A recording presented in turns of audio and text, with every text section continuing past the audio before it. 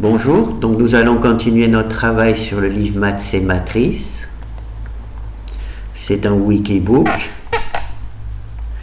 Alors on va essayer ici de retrouver, donc on va dans les quelques sujets abordés. Et bien, comme le sujet abordé est justement décrit dans cette partie-là, c'est trouver une base pour. Donc on va aller directement trouver une base pour. Alors on a une matrice A. Alors à partir de cette matrice là on peut calculer ou trouver 4 bases.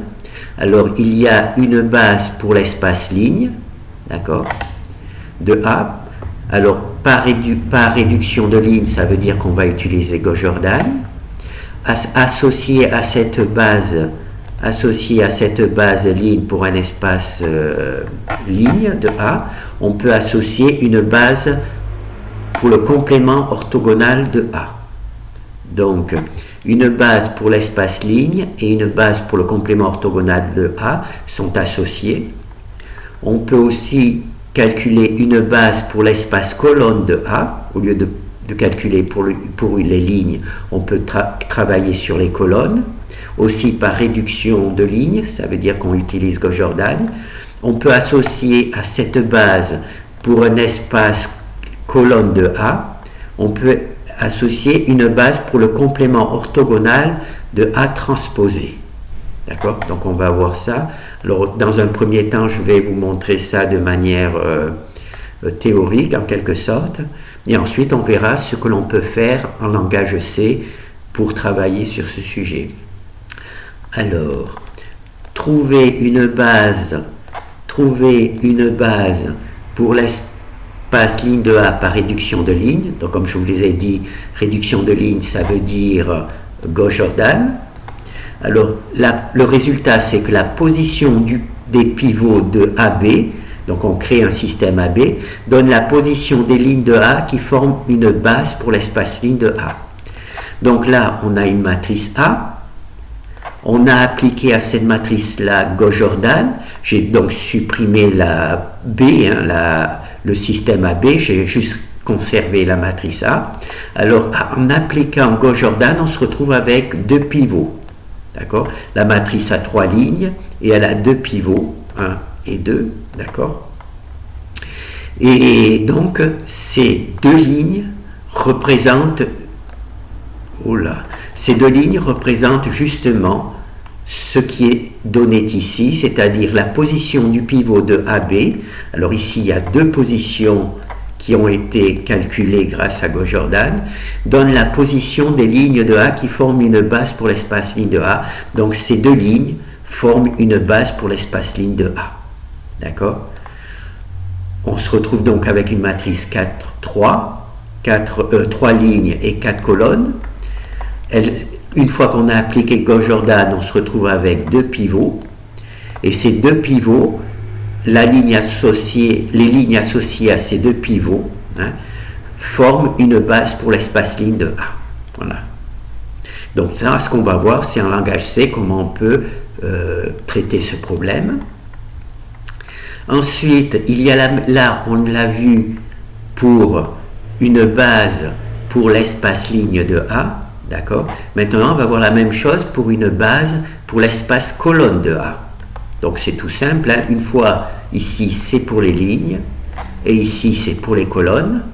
Une base pour l'espace colonne de A.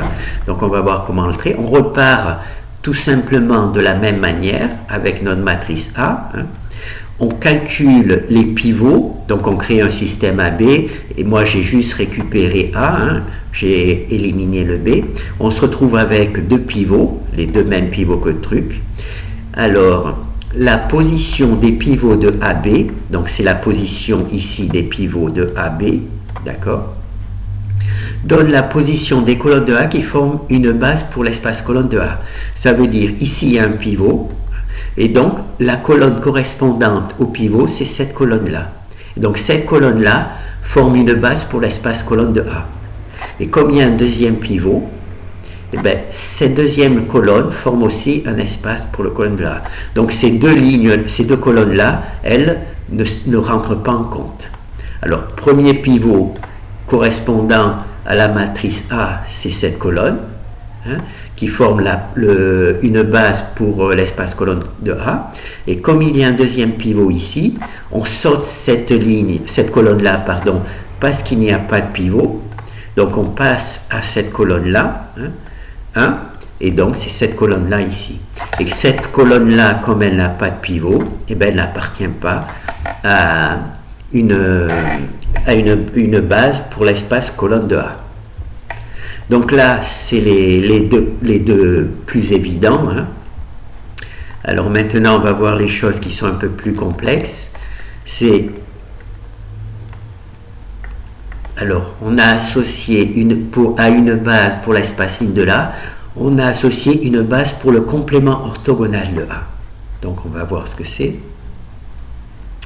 Alors, voilà. Alors, trouver une base pour le complément orthogonal de A. Alors, orthogonal, hein, ça veut dire que, bon, on va voir tout de suite après, orthogonal, je vais l'expliquer après. Alors, en calculant les variables libres du système AB, où B sera nul, nous obtiendrons cette base. Donc, on a notre matrice A, d'accord? On calcule le Gauss-Jordan, donc là, c'est le résultat de Gauss-Jordan sans la colonne B, hein, juste sur la matrice A. Ben, on va construire les variables libres. On va construire les variables libres. Alors ça veut dire quoi? Ça veut dire qu'ici, on a un pivot. Ce pivot-là, il n'existe pas. Donc on va l'introduire ici. On va l'introduire ici. Comme il manque un pivot, on introduit une variable libre. Et à cette variable libre va correspondre cette colonne. Voilà. On ajoute donc une ligne. Là, il manque une ligne, on la rajoute. Voilà. Là, c'est la première ligne. Là, c'est la première ligne. Là, c'est la deuxième ligne qui manque, hein, puisque là, le pivot est nul. Donc, on rajoute un pivot ici. Et comme on rajoute un pivot ici, on rajoute en même temps une colonne. Et sur cette colonne, au même niveau que le pivot que l'on a rajouté, on ajoute un 1. D'accord? Ensuite, cette ligne-là, ce pivot-là, ça correspond à cette ligne-là. Hein.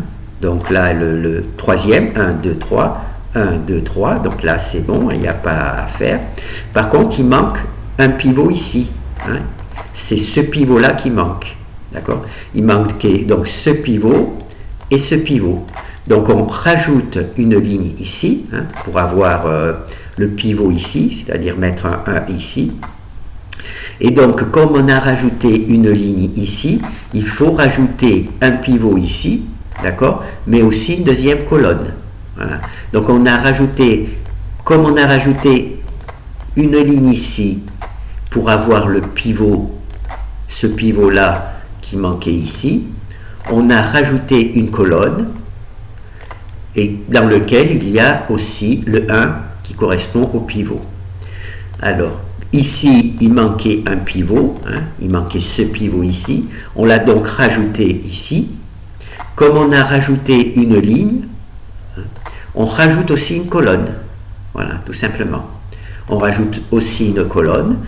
Et à partir de là, eh bien, on va résoudre le système. Donc ici, on va introduire la colonne B, parce que dans ma méthode, il faut absolument, pour résoudre un système, il faut un système AB, on va rajouter B et on va résoudre ce système et ce système va nous donner deux colonnes et ces deux colonnes vont nous donner une base pour le complément orthogonal de A.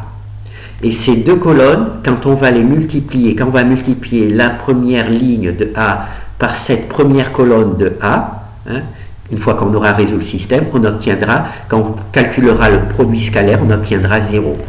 Quand on va multiplier cette première ligne de A par cette deuxième colonne, hein, on va obtenir 0. Quand on va multiplier cette deuxième ligne de A par la première colonne que l'on va calculer, on obtiendra 0. C'est pour ça qu'on dit que trouver une base pour le complément orthogonal de A, parce que quand on va multiplier, on va faire le produit scalaire de toutes les lignes de A par ces deux vecteurs colonnes que l'on va calculer, on va toujours obtenir 0. Donc ça, on va le voir dans le truc. Et ensuite, on va trouver une base pour le complément orthogonal de AT, donc de A transposé.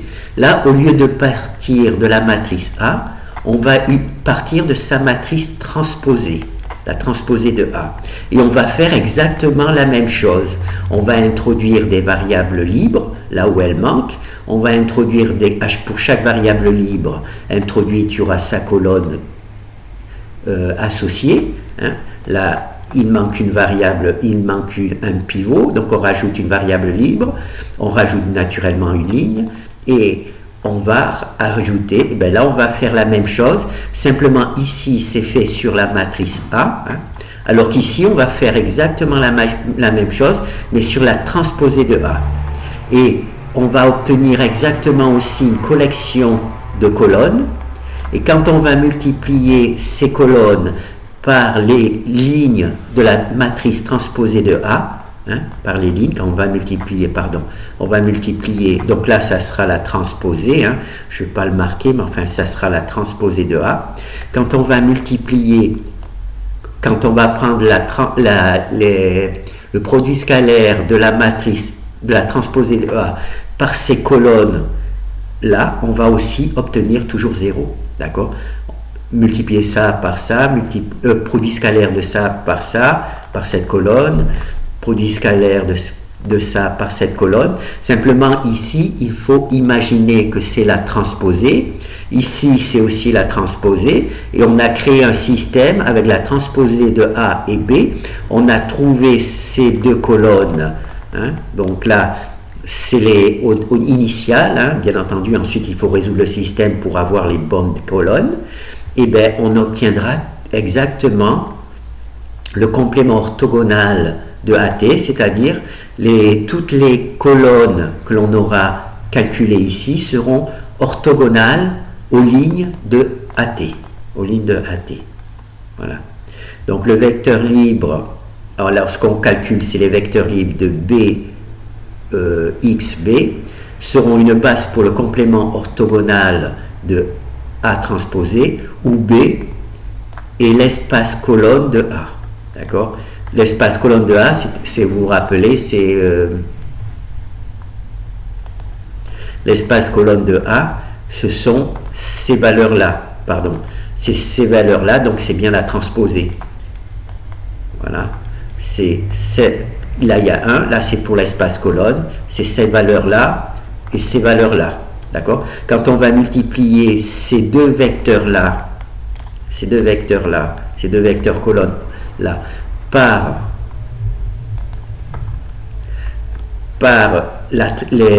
comment ça s'appelle, nos deux vecteurs ici, quand on parle de transposer, eh bien on obtiendra, quand on prendra le produit scalaire des deux vecteurs précédents par ces deux vecteurs-là, on obtiendra 0. Donc maintenant, ce qu'on va faire, c'est essayer d'utiliser en langage C pour voir comment j'ai présenté les choses. Alors là, on repart en arrière. Alors, une base pour l'espace ligne de A, par réduction de ligne. Alors, la position du pivot de AB donne la position des lignes de A qui forment une base. Donc, on va voir le premier exemple.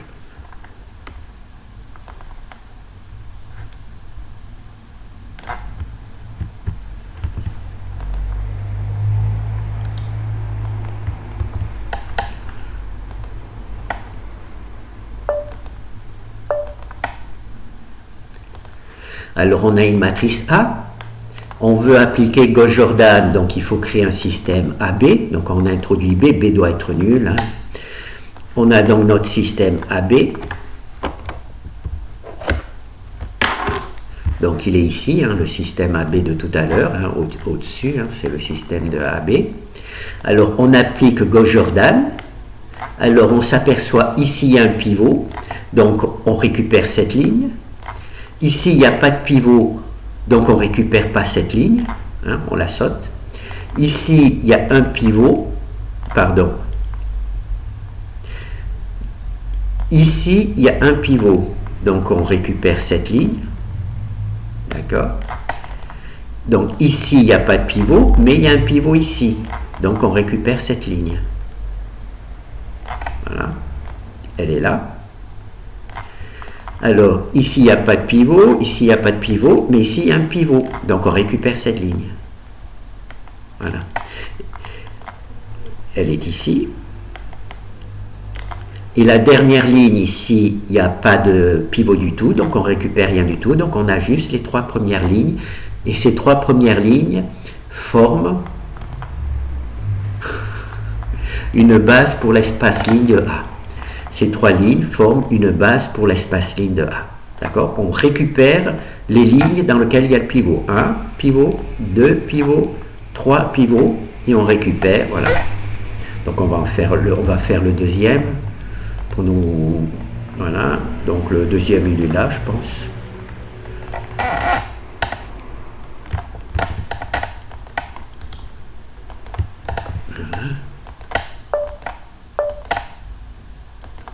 Alors ici, on a une nouvelle matrice, d'accord? Alors on crée, comme on veut utiliser GoJordan, il nous faut introduire B. Donc là, on a notre système AB avec notre nouvelle matrice. Alors, ici, c'est notre système. On a appliqué GoJordan, d'accord? Alors ici, il y a un pivot, donc on récupère cette ligne-là, hein? Pardon, on récupère plutôt cette ligne-là, bien entendu sans le B, hein? On récupère cette ligne-là, puisqu'il y a le pivot. Ensuite, ici, il y a aussi le pivot. Donc, on récupère cette ligne-là. On la met ici. Et ici, il y a aussi un pivot. Hein, il est très éloigné. Il y a des zéros partout, donc il faut faire attention. Mais il y a quand même un pivot ici. B, il est ici. Il y a quand même un pivot. Donc, on récupère cette ligne-là. Ici, c'est B. Ici c'est B, donc on ne récupère pas B, hein, on récupère juste la ligne sans B. Voilà. Et voilà. Et ces 3 lignes là, qui ont chacune un pivot à des positions différentes, mais un pivot quand même, représentent une base pour l'espace ligne de A. Et la dernière ligne, naturellement, hein, c'est-à-dire celle-ci, hein, la dernière ligne, elle, comme il n'y a pas de pivot du tout, eh ben, elle n'appartiendra pas à l'espace truc de A. D'accord? Donc on récupère juste les lignes qui ont un pivot. On va essayer d'en faire un troisième.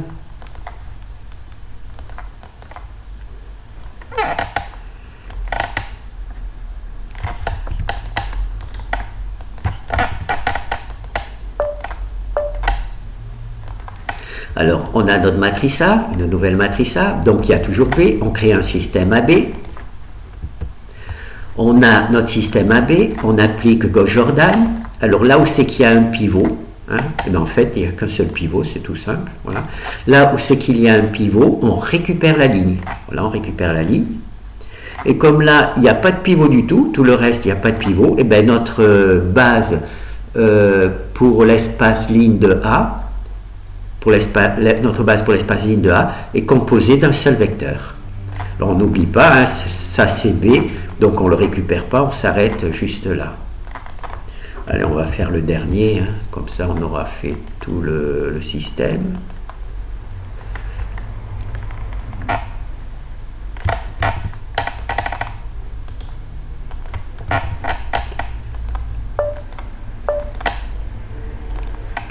Alors ici on a notre matrice A, ici on a la matrice B, on crée le système AB,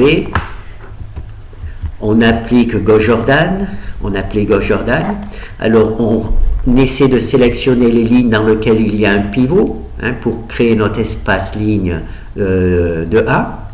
Alors ici il y a un pivot, on récupère la ligne, sans le B. Ici il y a un pivot, on récupère la ligne, elle est là. Ici, il y a un pivot, bon, on a la chance. Ici, il y a un pivot, donc on récupère cette ligne et on la met là. Ici, il y a encore un pivot, bon, il est très éloigné, mais enfin, c'est un pivot quand même, et on récupère là. Et donc là, eh ben, ces 3 lignes ces 4 lignes représentent une base pour l'espace ligne de A. Voilà, ces 4 lignes, cette fois-ci, on a les 4 lignes qui représentent une base pour l'espace ligne de A. Et naturellement, le fait de les retrouver comme ça veut dire que ces vecteurs sont linéairement indépendants. Parce que si ils étaient non linéairement indépendants, il y aurait des lignes de 0. Et comme il n'y a pas de ligne de 0, ces 4 vecteurs sont linéairement indépendants. Et on peut dire aussi que ces 4 vecteurs sont linéairement indépendants, si on enlève le B. Alors comment j'ai traité ça en langage C? Donc je suis parti pour avoir des choses intéressantes, j'ai décidé de choisir mes nombres pour que j'ai des choses intéressantes, que ça soit pas trop aléatoire. Alors on fait le tableau, on copie le tableau de nombres dans une matrice AB. Là on donne sa valeur à A, on copie le A de AB dans A, on copie le B de AB, on copie le B de AB dans B, donc là on a donc A et B c'est tout simplement notre base. Pour pas détruire A, j'ai décidé de mettre notre base dans B. Notre base, voilà. Donc ici on affiche A et B, le système AB. Là on applique simplement Gauss-Jordan avec no, c'est-à-dire que, vous voyez la fonction Gauss-Jordan, c'est-à-dire que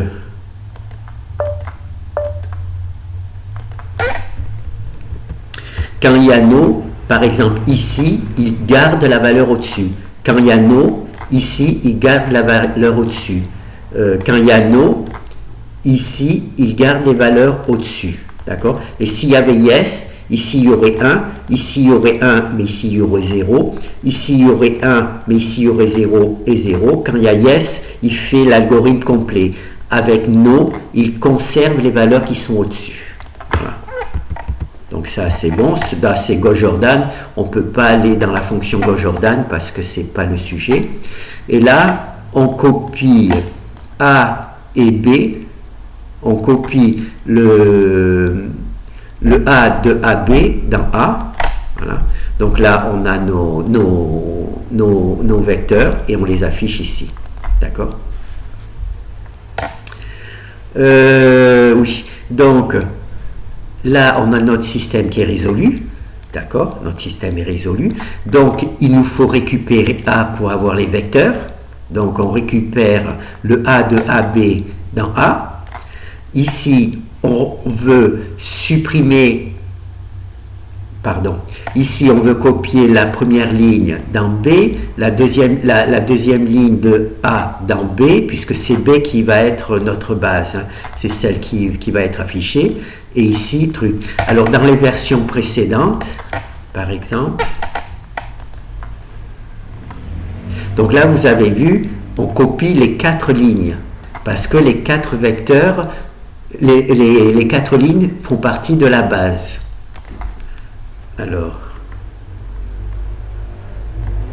Alors ici, par exemple, on ne copie qu'un seul vecteur. Je vais vous remontrer.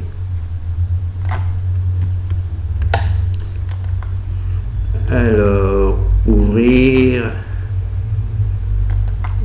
Oh, j'avais mis B, donc B2.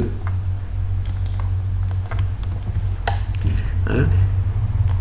Ici, je recopie les 4 lignes de A dans B pour former ma base, parce que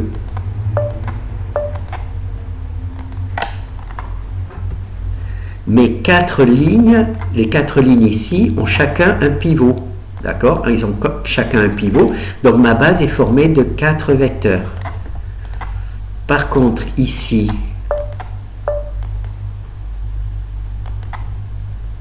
je ne récupère qu'une seule ligne. Pourquoi? Pourquoi pas? Parce que ici, il n'y a qu'une seule ligne dans laquelle il y a un pivot. D'accord? Et donc là, je ne récupère pas ces lignes, donc j'ai récupéré qu'une seule ligne. Donc ici, je n'ai récupéré qu'une seule ligne, et ici, j'ai récupéré les 4 lignes. D'accord? Donc ça, c'est important, puisqu'en fonction de la matrice que vous allez choisir, il faudra vous-même matériellement, enfin physiquement, choisir le nombre de lignes de A dans lequel il y a le pivot. Si vous mettez tout ça, et s'il fallait que ça, vous aurez dans votre matrice, dans votre base, des lignes de 0, des vecteurs de 0. Voilà. Donc ensuite, là, simplement, on affiche. Voilà.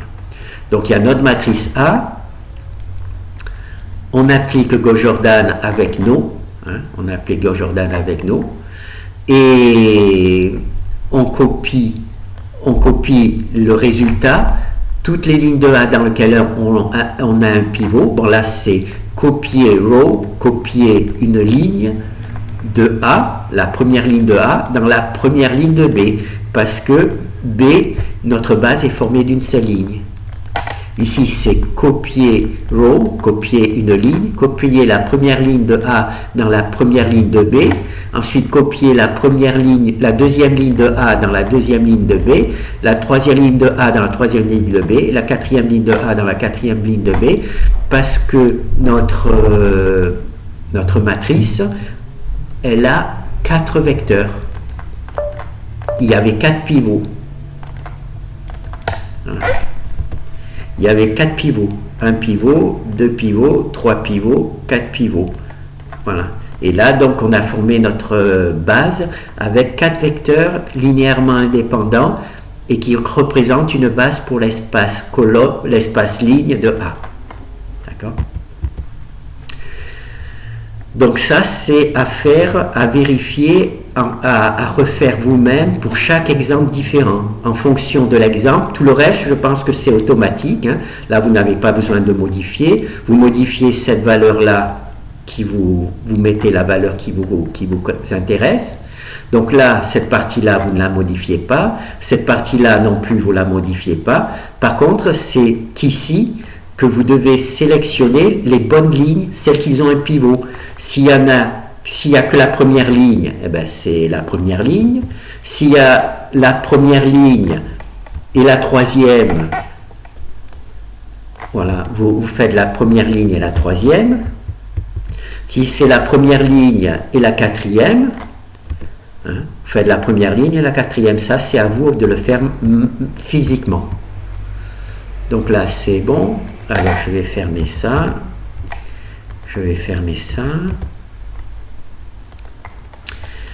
Alors, maintenant, ce que je vais tenter, c'est de faire...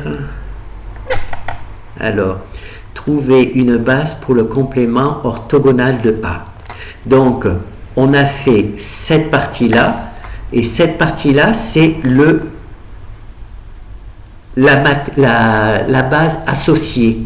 Voilà. Là, on a une base pour l'espace ligne de A, et là, on a une base pour le complément orthogonal de A. C'est associé à la base ligne. D'accord? En fait, on les représente comme ça. Navigation, page 1, éditer. Je cherche nouvelle page. Alors, c'est où nouvelle page?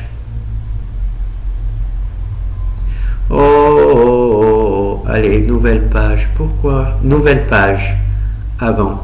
Allez, nouvelle page avant. Donc, en règle générale, on représente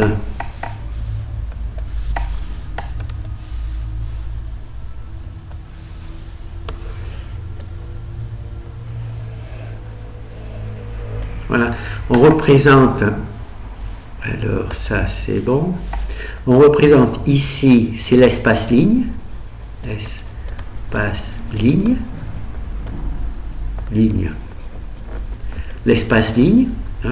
et ici c'est l'espace ligne, non, une base pour l'espace ligne, donc une base pour l'espace ligne, une base pour l'espace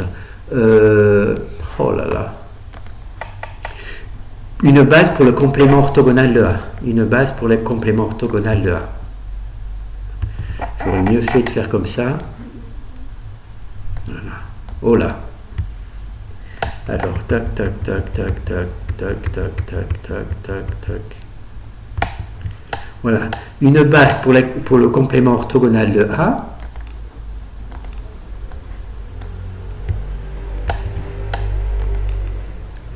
Et une base pour l'espace ligne de A.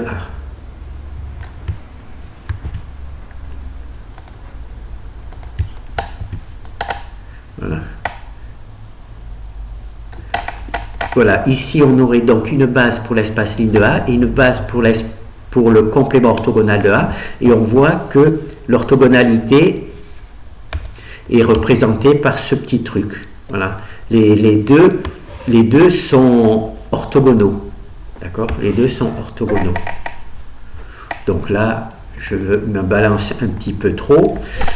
Donc, on va trouver une base pour le complément orthogonal de A en calculant les variables libres du système AB, où B, naturellement, est un vecteur nul. Hein. Nous obtiendrons cette base. Donc, on va faire le premier exemple. Pour les espaces colonnes, on verra dans une deuxième vidéo, parce que ça... je ne vais pas m'en sortir. Alors,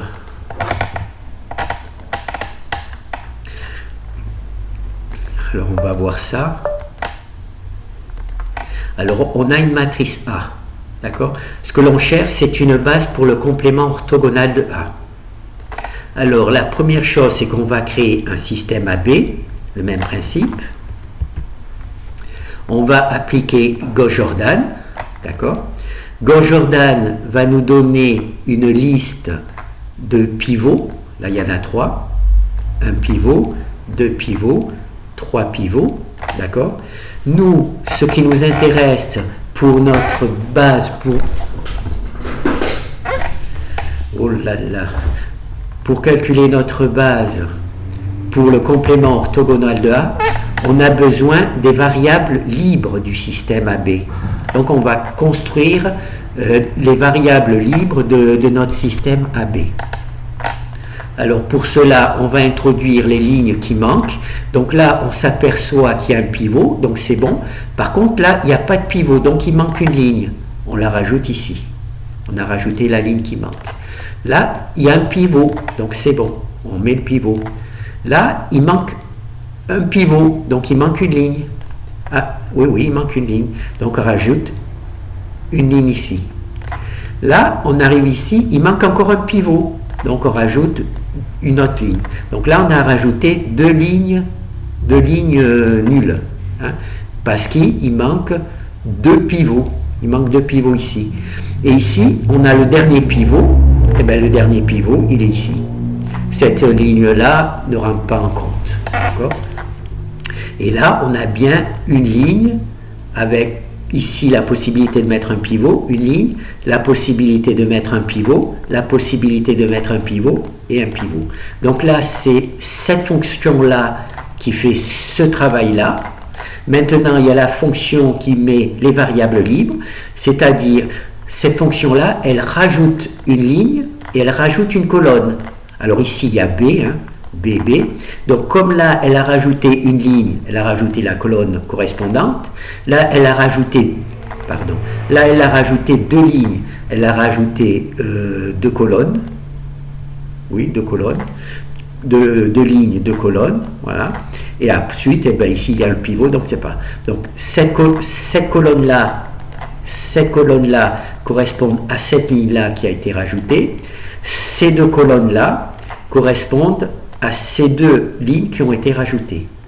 Donc là, on a juste rajouté les lignes, c'est mettre des lignes de 0, hein, c'est cette fonction, et là, c'est mettre les variables libres. Donc là, on a bien notre ligne, mais il n'y a pas de pivot. C'est cette fonction-là qui la met. Elle met donc le pivot ici parce qu'il manque, et elle rajoute un pivot ici. Donc ici, c'est B. Sur la colonne qui correspond sur la colonne qui correspond au pivot que l'on a rajouté, on rajoute un pivot ici. Donc ici, il n'y a rien à faire puisque, donc on rajoute rien, il n'y a rien à faire puisqu'il y avait déjà un pivot. Par contre, ces deux lignes-là, on a rajouté un pivot. Hein. C'est les deux lignes qui étaient nulles. Hein. On a rajouté un pivot. Donc un pivot ici, un pivot ici. Donc comme on a rajouté un pivot ici pour avoir le bon pivot, hein, ce pivot existe déjà au démarrage, il est placé ici, hein, ce pivot existe déjà. Par contre là on a rajouté deux pivots, et comme on a rajouté deux pivots, on a rajouté un 1 dans la deuxième colonne qu'on a rajouté, et un troisième 1 dans la troisième colonne qu'on a rajouté ici. Donc voilà, ici ça correspond à cette ligne-là qu'on a rajoutée, on a mis. Ici, cette valeur-là, c'est la ligne qu'on a rajoutée, ça correspond à ce pivot-là. Et cette valeur-là, ça correspond au pivot qu'on a rajouté, voilà. Et là, il n'y a pas besoin, comme le 1 ici, bon le 1, il est associé à B égale 0, ben B égale 0, c'est la même chose, et il n'y a pas de valeurs qui sont associées ici. Donc là, maintenant, en résolvant ce système, on va avoir ici nos trois vecteurs qui correspondent à une base pour le complément orthogonal de A. Alors là, on a résolu le système, hein, on a mis 0 sous le... Ici, sous les pivots, il n'y a que des zéros, hein, il n'y a que des zéros, donc il n'y a rien à faire. Donc j'utilise la fonction qui met 0 au-dessus des pivots. Parce qu'on voit qu'au-dessus des pivots, là il y a 3, au-dessus de ce pivot, il y a 2,5, au-dessus de ce pivot, il y a 1, il y a 2, au-dessus de ce pivot, il y a 2. Par contre, en dessous, il n'y a rien. Donc j'ai utilisé la fonction qui met des zéros au-dessus des pivots, c'est cette fonction-là. Hein. Donc là, il y a 0, maintenant il n'y a que des zéros au-dessus des pivots, il n'y a plus que des zéros, hein. Il n'y a plus que des zéros, il y a des zéros. Voilà. Et en construisant cette matrice-là, elle va donner des valeurs à nos trois colonnes ici. Là, c'est B, c'est trois colonnes, et donc là, ces trois colonnes représentent trois vecteurs, et ces trois vecteurs représentent une base pour le complément orthogonal de A. Donc là, je les ai mis ici, hein, je les ai sortis pour qu'on puisse bien les voir. Hein. Alors ici, il y a toujours B, parce que ma fonction qui récupère B en même temps. Donc là, c'est B. Mais B aussi fait partie. C'est le B évident. C'est le vecteur orthogonal évident. Puisque quand on va faire le produit scalaire de B ici par n'importe quelle valeur de A, on va avoir 0 puisque c'est le vecteur nul. D'accord ? Par contre, là, on va aussi avoir 0, bien que ça ne soit pas le vecteur nul. Parce qu'il est orthogonal. Quand on va faire le produit scalaire, il est orthogonal. Alors ici on a A, ici on a B, et là on va faire le produit scalaire de A, la première ligne de A, par la deuxième colonne de truc, et on va avoir 0. Quand on va multiplier, on va prendre le produit scalaire de la première ligne de A par la deuxième colonne de B, on va avoir 0. Quand on va faire le produit scalaire de la première ligne de A par la quatrième colonne de B, on va avoir 0. Voilà. Donc là, j'ai simplement multiplié. Ici, donc, c'est ici le travail. On affiche A. On affiche A. On affiche notre B fruit. On affiche notre B fruit. Et ici, on multiplie A par B fruit, et on obtient AB fruit. Et AB fruit, on multiplie A par B fruit, et on obtient AB fruit, c'est-à-dire première ligne, première colonne, première ligne, deuxième colonne, première ligne, troisième colonne, première ligne, troisième colonne, et à chaque fois on obtient 0. Ça veut dire que cette ligne-là est orthogonale à cette colonne-là. Cette ligne-là est orthogonale à cette colonne-là. Cette ligne-là est orthogonale à cette colonne-là. Et en fait, cette ligne-là est orthogonale à cette colonne-là, cette colonne-là et cette colonne-là, puisqu'ici, on n'a que des zéros. Voilà. Donc, on va faire un deuxième exemple. Alors...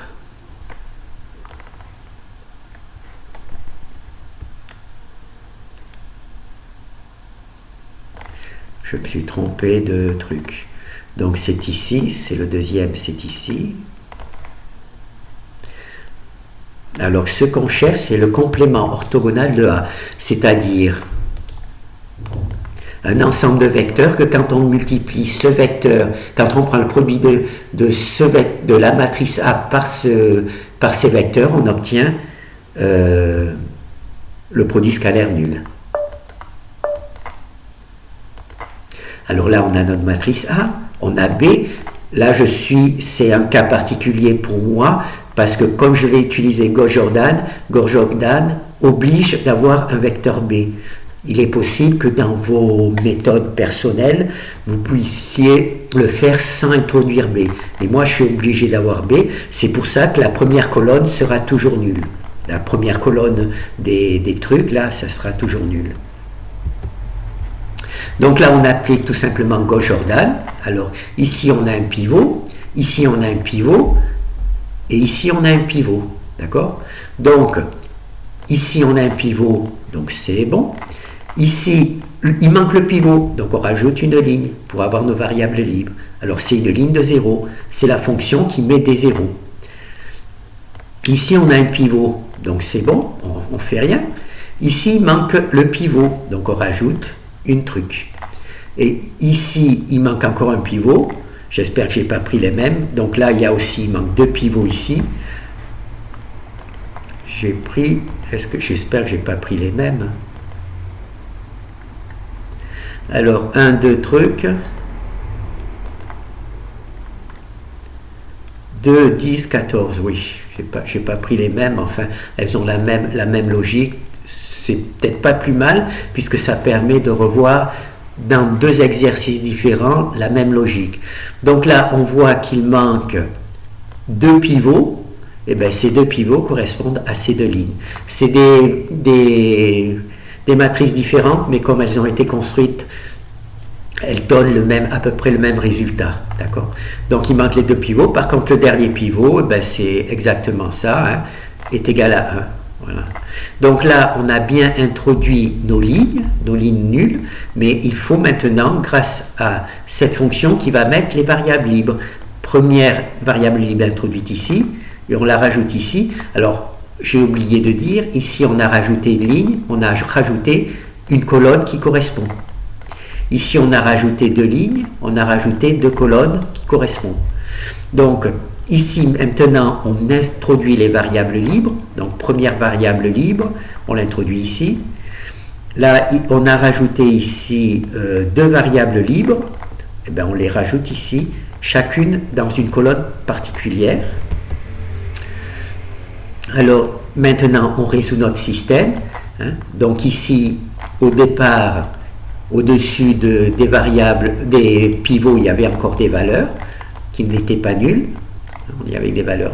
Et maintenant, on a résolu le système en utilisant cette fonction qui met des zéros au-dessus des pivots. C'est pas la peine en dessous, puisqu'en dessous, c'est déjà à 0. Hein, c'est Gauss-Jordan qui nous a mis des zéros partout en dessous de 0. Par contre, on ne l'a pas mis au-dessus grâce au nom. Grâce au nom, on a juste eu ça. Et maintenant, on a nos trois colonnes ici qui correspondent à ces trois colonnes. Ça, c'est le B, hein, le B originel, comme on dit. Hein. Et là, c'est nos trois colonnes. Et ces trois colonnes forment si je multiplie la première ligne de A par cette première colonne, ou par cette colonne, ou par cette colonne, je vais avoir 0. Si je prends la deuxième ligne de A, si je la multiplie par cette colonne, ou par cette colonne, je vais avoir 0. C'est maintenant ce que l'on va voir. Donc ici, j'ai ma première ligne de A. Hein. Ici, donc là, c'est B, hein, un truc. Mais je la multiplie par ma deuxième colonne de B free, ma troisième colonne de B free, ma quatrième colonne de B free, j'obtiens toujours 0. La même chose, je prends ma deuxième ligne de A, je la multiplie par la première, deuxième, troisième, j'obtiens toujours 0.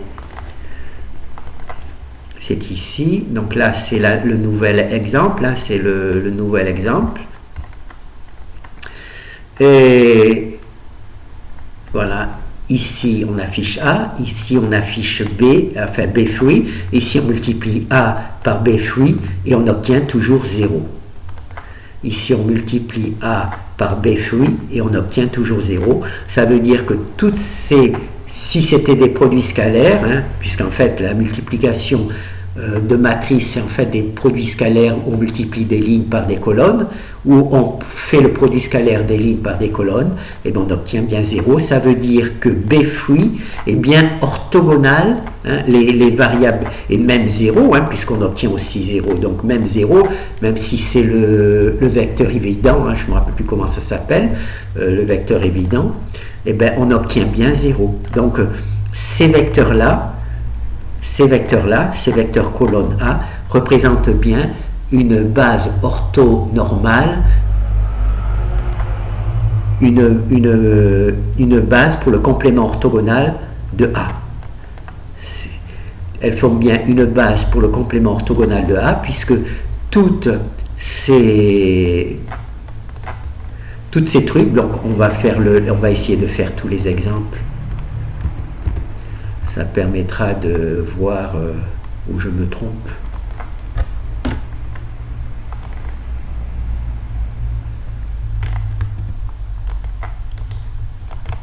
Donc là, c'est un nouvel exemple.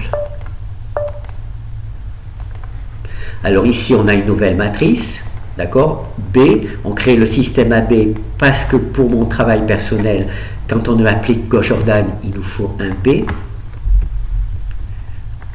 Alors, ici, il y a beaucoup d'espace puisqu'il y a plus de colonnes. Alors, ici, on se retrouve, vous vous rappelez, précédemment, on n'avait qu'une seule... on avait un exemple où il n'y avait qu'un seul pivot. D'accord? Ben, c'est cet exemple-là, où il n'y a qu'un seul pivot.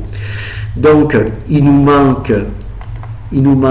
Donc là, on a un seul pivot. Donc, il manque ce pivot-là, un pivot, deux pivots, trois pivots, quatre pivots, 5 pivots, il nous manque 5 pivots, d'accord? Donc on rajoute 5 lignes. C'est pour ça qu'il y a, c'est un peu déstructuré, hein. On a rajouté 5 lignes, 1, 2, 3, 4, 5, et c'est 5 lignes vides.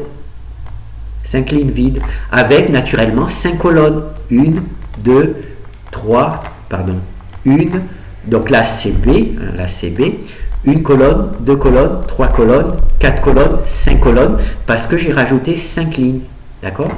Et naturellement, ici, c'est mettre les lignes de 0, juste mettre les lignes de 0. Et maintenant, c'est mettre les variables libres. Donc, on va rajouter un pivot ici. Comme on a rajouté un pivot ici, on va rajouter son équivalent sur la colonne qui correspond à ce pivot. Ici, on a rajouté un pivot, on a rajouté ici un pivot ici, on a rajouté un pivot ici sur cette colonne. Ici, on a rajouté un pivot, donc on a rajouté un pivot ici. Ici, on a rajouté un pivot, donc on a rajouté une valeur ici. Ici, on a rajouté un pivot et on a rajouté ici. Voilà. Notre espace ligne ici était formé d'une seule ligne. Et donc, toutes les autres lignes vont nous servir à introduire des variables libres qui vont nous donner un complément orthogonal de A. Donc on va voir ça. Alors, ici on a résolu notre système. Le truc est un peu déstructuré parce qu'il y a beaucoup de lignes, hein. Donc ici on a résolu. Alors ici on a au-dessus des pivots des valeurs, hein, qui ne sont pas nulles, hein. On a des valeurs qui ne sont pas nulles au-dessus du pivot. Alors, on a utilisé ici qui met 0 au-dessus des pivots. Ce n'est pas la peine en dessous, puisque Gauss-Jordan l'avait fait. Là, ici, on n'a plus que des 0 au-dessus des pivots. On n'a plus que des 0, donc c'est cette fonction-là. Et naturellement, ici, nos 5 colonnes vont représenter notre base pour le complément orthogonal de A. Avec B, bien entendu, hein, qui est automatiquement utilisé, hein, mais qui est aussi qui fait partie des vecteurs, puisque quand on le multiplie, on obtient bien 0. Quand on prend le produit scalaire de B par on obtient bien 0. Voilà. Donc là, on a nos 5 colonnes qui sont un complément orthogonal de A. Nos 5 colonnes. Donc maintenant, on prend A, d'accord? Ici, on a nos 5 colonnes qui représentent ici, on a nos 5 colonnes qui représentent un complément, notre complément orthogonal de A, et quand on multiplie toutes les lignes de A par toutes les colonnes de B, quand on multiplie toutes les lignes de A par toutes les colonnes de B, on obtient toujours 0. Ça veut dire que, par exemple, cette ligne-là de A est bien orthogonale à cette colonne-là. Cette ligne-là de A est bien orthogonale à cette ligne-là, à cette colonne-là, ici. Elle est bien, cette ligne-là, pardon, la deuxième, est bien orthogonale à la deuxième, puisqu'on obtient 0. Cette ligne-là, elle est bien orthogonale à la troisième, ici, puisqu'on obtient 0. Cette ligne-là est bien orthogonale à la quatrième, puisqu'on obtient 0. Et cette ligne-là est bien orthogonale à la cinquième colonne, pardon, puisqu'on obtient 0. Voilà. Alors là, le fichier, comme j'ai voulu tout mettre dans un fichier, ça, il y a beaucoup de travail. Donc ici, on a introduit donc des matrices. Est-ce qu'on a fait toutes les matrices? Je préférais faire toutes. Donc j'ai pas fait celle-là, donc je vais aussi la faire. C'est parce que ça m'oblige à vérifier, sinon je vérifie pas et il y a des erreurs, et puis comme je n'ai pas vérifié, une fois que je les écris, j'ai... Donc, notre matrice là, c'est une nouvelle matrice, toujours B, un système AB parce qu'on a besoin de résoudre le système. Alors ici on a Gauss-Jordan, alors ici on a de la chance, hein. Un pivot, un pivot, un pivot, un pivot. Donc ça veut dire que les 4, oui, là, ces 3 lignes, ça correspond à ces 3 lignes, puisque les pivots là sont dans l'ordre, 1, 2, 3, donc 1, 2, 3, donc les 3 pivots c'est bon. Par contre le dernier pivot, lui, il est tout en bas. Et oui, puisqu'il est tout en bas. Ce qui nous manque, c'est le pivot ici. Donc là, on a bien le pivot, on a bien le pivot, on a bien le pivot. Mais là, il nous manque ce pivot-là et ce pivot-là. Donc, il nous manque 2 lignes. D'accord? Et c'est cette fonction-là qui rajoute à cette matrice-là les lignes de 0 qui manquent. Voilà, là, il manque les 2 lignes. Et bien entendu, comme il a rajouté 2 lignes, il a rajouté 2 colonnes. On voit ici, il y a B, ici, il y a B, il y a les 2 colonnes. Alors ici, c'est la fonction qui introduit les variables libres. Alors c'est ici qu'on a rajouté 2 lignes. Donc on a bien un pivot, un pivot. Ici, il manquait les pivots. On les a rajoutés ici. Et comme on les a rajoutés ici, il faut les mettre aussi dans les colonnes qu'on a rajoutées. Voilà. Alors là, on avait des valeurs au-dessus des pivots. Et là, on met 0 au-dessus des pivots. C'est la fonction qui met des 0 au-dessus du pivot. Donc, elle met 0 au-dessus du pivot. Maintenant, il n'y a plus que des 0 au-dessus des pivots. Par contre, elle crée comme ça les 2 vecteurs qui vont être orthogonaux à A. Voilà. Donc, ici, qui vont faire partie du complément orthogonal à A. Voilà. Donc ici, B peut être aussi considéré, puisque quand on fait le produit scalaire de B, de A par B, on obtient 0, donc on peut dire que c'est le trivial, B trivial, le vecteur nul, il est trivial puisque c'est obligatoire. Hein.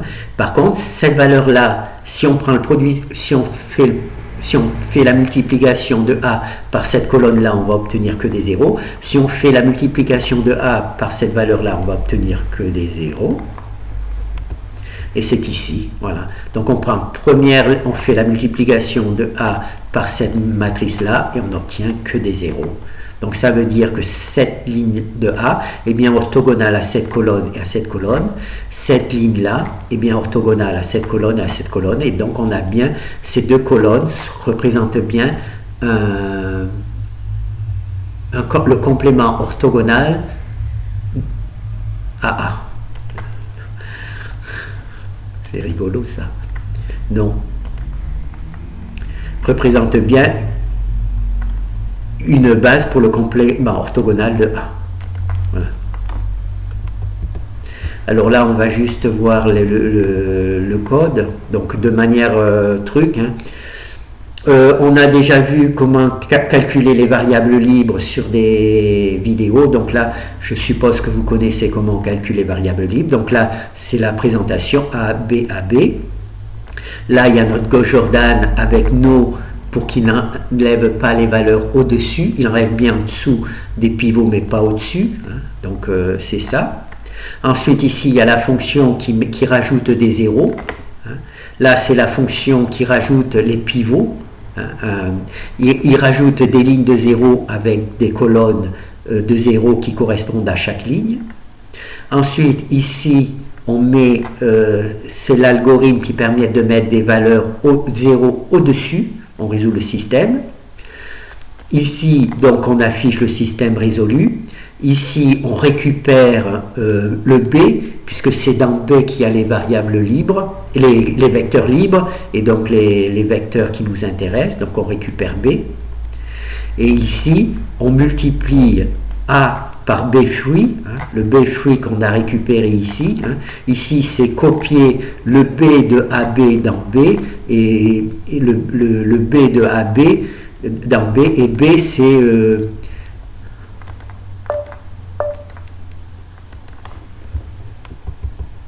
B, c'est ça. S'il y a le vrai B plus les deux variables. Voilà. Et voilà, et tout simplement. Donc ça fait un peu beaucoup de texte, mais j'ai voulu bien présenter le travail. J'ai trouvé que pour le code, je ne sais pas, mais enfin pour la présentation, A, B, AB, Gauss Jordan, on voit que l'on rajoute les lignes de 0 et les colonnes de 0, on voit que l'on rajoute les pivots, on voit que l'on résout le système en mettant des zéros au-dessus des pivots, on récupère ces valeurs-là, qui sont ces valeurs-là, B, et ensuite on multiplie simplement A par B et on obtient 0, ça veut dire que toutes les lignes de A sont orthogonales à toutes les colonnes de B. Alors on va juste faire deux petits trucs. Voilà. Alors pour faire le travail entier, alors soit un sous-espace formé par une base de complément de A, donc on a donc notre matrice A et notre matrice de complément orthogonal de A, et on va voir que ces sous-espaces sont stables par addition et par multiplication. Donc comme ça fait partie du même truc, je vais vous le faire. Après on arrêtera, on passera pour les colonnes avec une autre vidéo.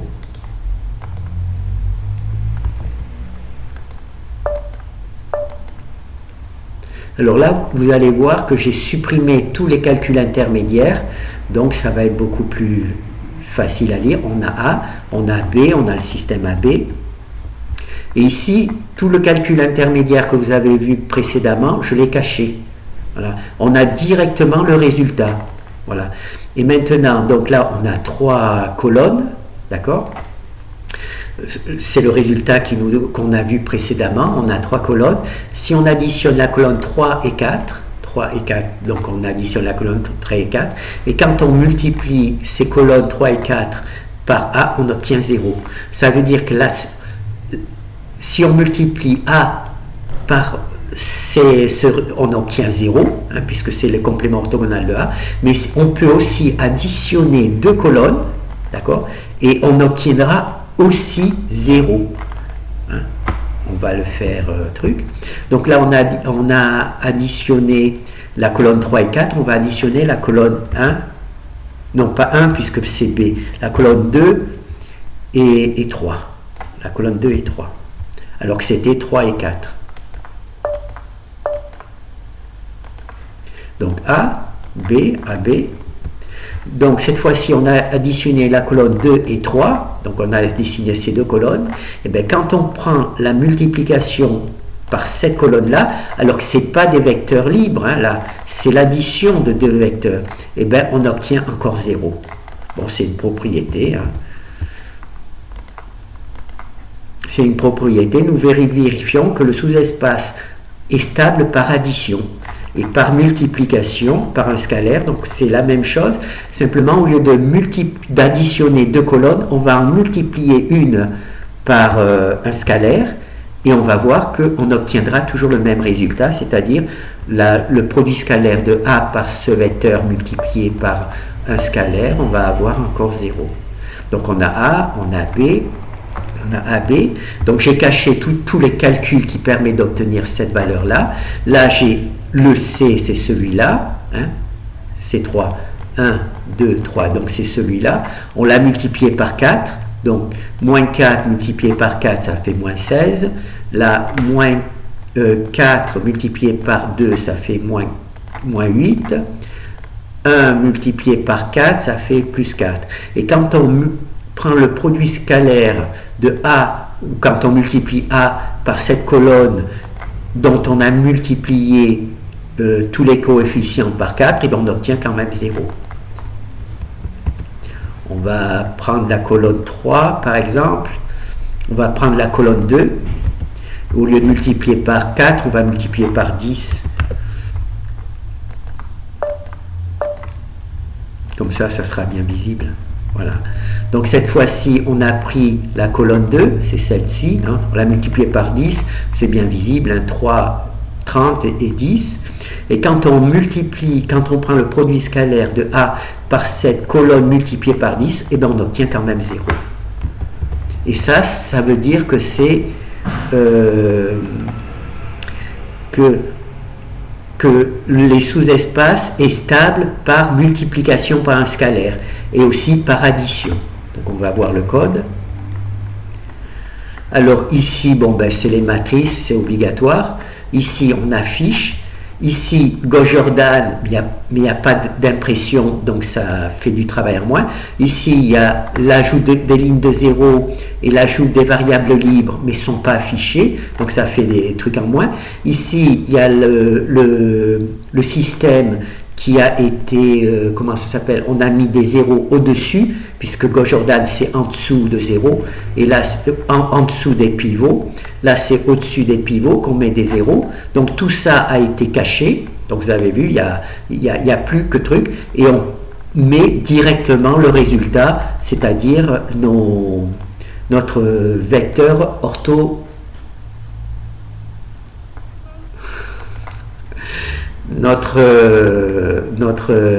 notre base pour le complément orthogonal de A directement.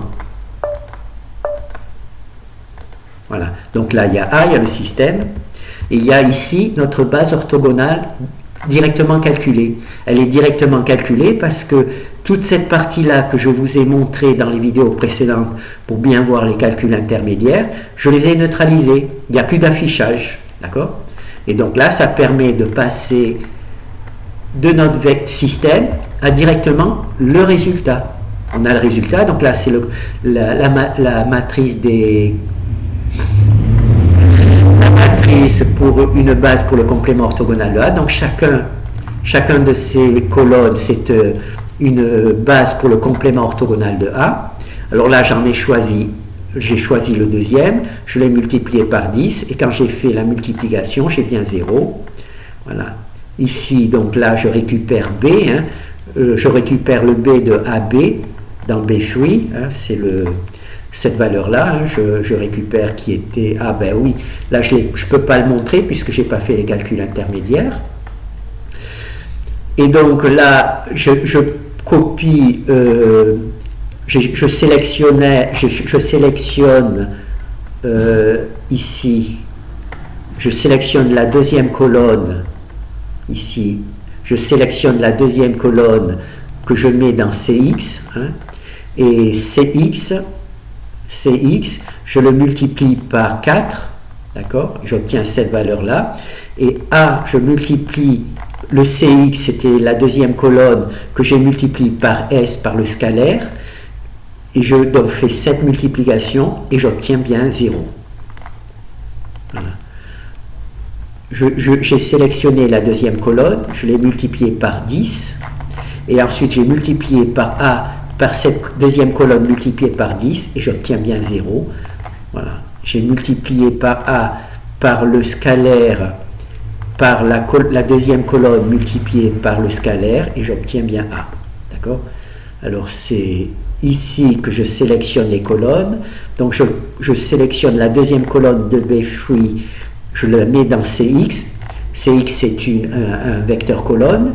Je multiplie ce vecteur colonne par X, alors je multiplie par un scalaire, donc je multiplie par un scalaire CX, donc ça fait CX multiplié par un scalaire, et ce CX multiplié par un scalaire, je le multiplie par A, et j'obtiens bien 0.